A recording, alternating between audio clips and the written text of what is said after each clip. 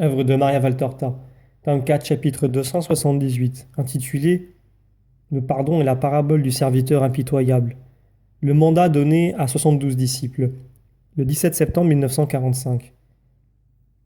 Une fois les pauvres rassasiés et repartis, Jésus reste avec les apôtres et les disciples dans le jardin de Marie de Magdala.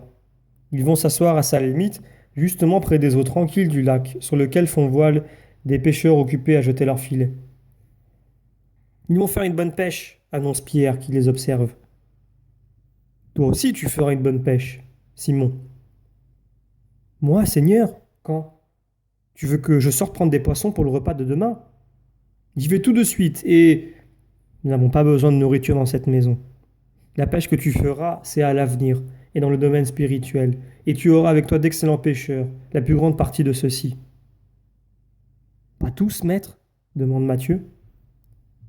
Pas tous, mais ceux qui, en préservant, persévérant, deviendront mes prêtres, feront bonne pêche. Des conversions? Hein? Demande Jacques, fils de Zébédée. Des conversions, des pardons, des retours à Dieu, beaucoup de choses. Écoute, maître, tu nous as dit précédemment que si quelqu'un n'écoute pas son frère, pas même en présence de témoins, que la synagogue le conseille. Maintenant, si j'ai bien compris ce que tu nous as dit depuis que nous nous connaissons, il me semble que la synagogue sera remplacée par l'Église, ce groupe que tu fonderas. Alors, où irons-nous pour conseiller les frères obstinés? Vous irez chez vous, parce que c'est vous qui serez mon Église. Par conséquent, les fidèles viendront à vous, soit pour avoir un conseil pour eux-mêmes, soit pour donner un conseil à d'autres. Je vous en dis plus. Non seulement vous pourrez donner des conseils, mais vous pourrez aussi absoudre en mon nom. Vous pourrez délier des chaînes du péché et vous pourrez lier deux personnes qui s'aiment pour en faire une seule chair. Et ce que vous aurez fait sera valide aux yeux de Dieu comme si Dieu lui-même l'avait fait. En vérité, je vous dis, ce que vous aurez lié sur la terre sera lié au ciel, et ce que vous aurez délié sur la terre sera délié au ciel. Et je vous dis encore, pour vous faire comprendre la puissance de mon nom, de l'amour fraternel et de la prière, si deux de mes disciples, et je considère maintenant comme tels tous ceux qui croiront au Christ, se réunissent pour demander quelque chose de juste en mon nom, cela leur sera accordé par mon Père. Car c'est une grande puissance que la prière, une grande puissance que l'union fraternelle, une très grande, une infinie puissance que mon nom et ma présence parmi vous. Et là où deux ou trois sont réunis en mon nom, je serai au milieu d'eux et je prierai avec eux. Et le Père ne refusera rien à ceux qui prient avec moi. Car beaucoup n'obtiennent pas ce qu'ils demandent parce qu'ils prient seuls, ou pour des motifs illicites, ou par orgueil, ou avec le péché sur leur cœur. Faites-vous un cœur pur pour que je puisse être avec vous, puis priez et vous serez écoutés. Pierre est pensif. Jésus s'en rend compte et lui en demande la raison. Et Pierre explique. Je réfléchis au grand devoir auquel nous sommes destinés, et j'en ai peur, peur de ne pas savoir bien faire. En effet, Simon-Pierre, Jacques, fils d'Alphée, Philippe ou d'autres ne sauraient pas bien agir, mais le prêtre Pierre, le prêtre Jacques, le prêtre Philippe ou Thomas sauront bien agir parce qu'ils agiront en même temps que la divine sagesse. Et combien de fois devons-nous pardonner à nos frères? Combien de fois s'ils pêchent contre les prêtres et combien de fois s'ils pêchent contre Dieu? Parce que si cela se passe comme maintenant, ils le pêcheront sûrement contre nous, puisqu'ils pêchent contre toi tant de fois. Dis-moi, si je dois pardonner toujours ou un certain nombre de fois, 7 fois ou plus encore, par exemple, je ne te dis pas 7 fois, mais 70 fois 7 fois, un nombre illimité. Car le Père des cieux vous pardonnera bien des fois, un grand nombre de fois, à vous qui devriez être parfaits. Et vous devez vous comporter comme il se comporte avec vous parce que vous représenterez Dieu sur la terre. D'ailleurs, écoutez, je vais vous raconter une parabole qui sera utile à tous. Et Jésus, qui était entouré des seuls apôtres en un endroit clos du buis, se dirige vers les disciples qui sont, de leur côté, respectueusement groupés sur un emplacement agrémenté d'une vasque remplie d'une eau limpide. Le sourire de Jésus est comme un signal qu'il va parler, et pendant qu'il s'avance de son pas lent et allongé qui lui permet de faire beaucoup de chemin en peu de temps, et donc sans hâte, tous se réjouissent, comme des enfants autour de quelqu'un qui leur fait plaisir. Ils l'entourent en formant un cercle, une couronne de visages attentifs, jusqu'à ce que Jésus se place contre un grand arbre et commence à parler. Ce que j'ai d'abord dit au peuple doit être perfectionné pour vous qui êtes choisis parmi eux. Il m'a été demandé par l'apôtre Simon-Pierre Combien de fois dois-je pardonner? À qui? Pourquoi? Je lui ai répondu en particulier et maintenant je répète pour tous ma réponse, parce qu'il est juste que vous le sachiez désormais. Écoutez combien de fois et comment et pourquoi il vous faut pardonner. Il faut pardonner comme Dieu pardonne.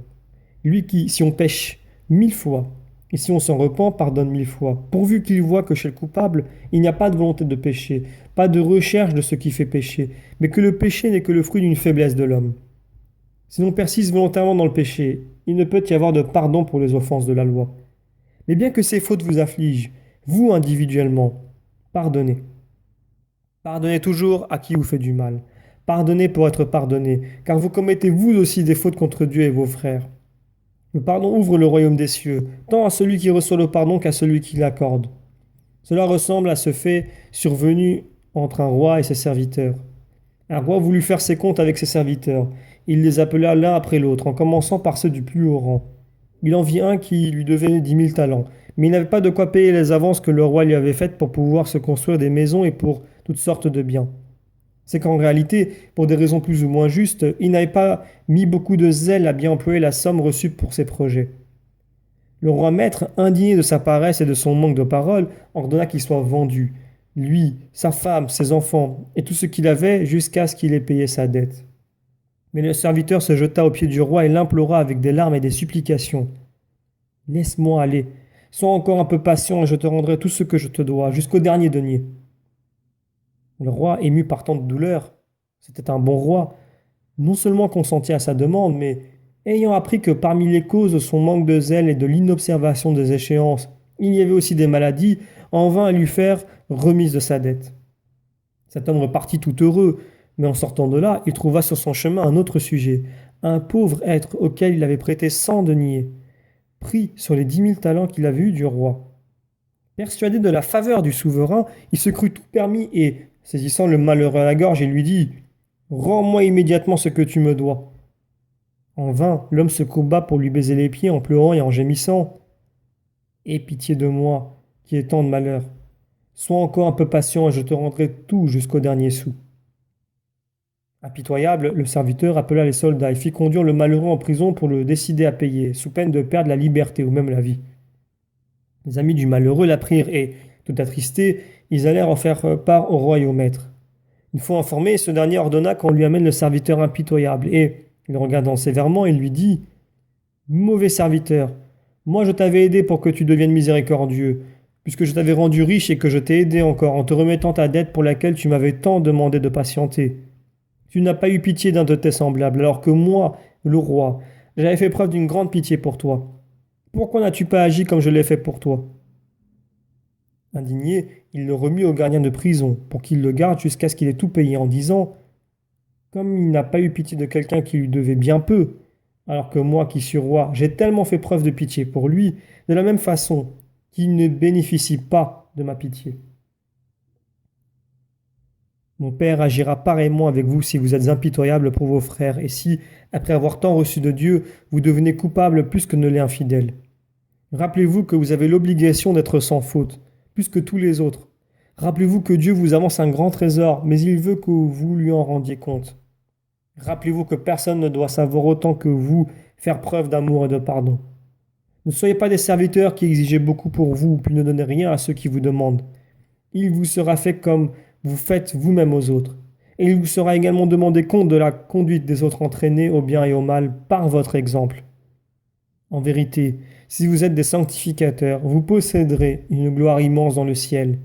Mais de la même façon, si vous êtes cause de perversion, ou même seulement paresseux dans le travail de sanctification, vous serez durement punis.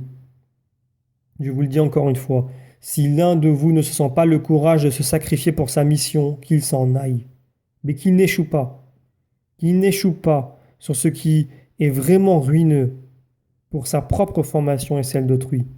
Et qu'il sache avoir Dieu pour ami, en ayant toujours au cœur le pardon pour les faibles. Alors Dieu le Père accordera son pardon à tous ceux d'entre vous qui savent pardonner. Notre séjour est terminé. Le temps de la fête des tentes approche. Ceux auxquels j'ai parlé en particulier ce matin partiront dès demain pour me précéder et m'annoncer aux populations. Que ceux qui restent ne se découragent pas. J'ai gardé certains d'entre eux pour une raison de prudence, non par mépris à leur égard. Ils vont rester avec moi et bientôt, je les enverrai comme j'envoie les 72 premiers. La moisson est abondante et les ouvriers sont toujours peu nombreux pour le travail à faire. Il y aura donc du travail pour tous et ils n'y suffiront pas encore. Donc sans jalousie, priez le maître de la moisson d'envoyer toujours de nouveaux ouvriers pour sa moisson. Pour le moment, allez. Les apôtres et moi, en ce jour de repos, nous avons complété votre instruction sur le travail que vous avez à faire, en répétant ce que j'ai dit avant d'envoyer les 12. L'un de vous m'a demandé, comment vais-je guérir en ton nom? Guérissez d'abord l'âme. Promettez aux malades le royaume de Dieu s'ils savent croire en moi, et après avoir vu en eux la foi, ordonnez à la maladie de s'en aller. Et elle s'en ira. Et agissez ainsi pour ceux qui sont malades spirituellement. Allumez tout d'abord la foi. Par une parole assurée, communiquez l'espérance.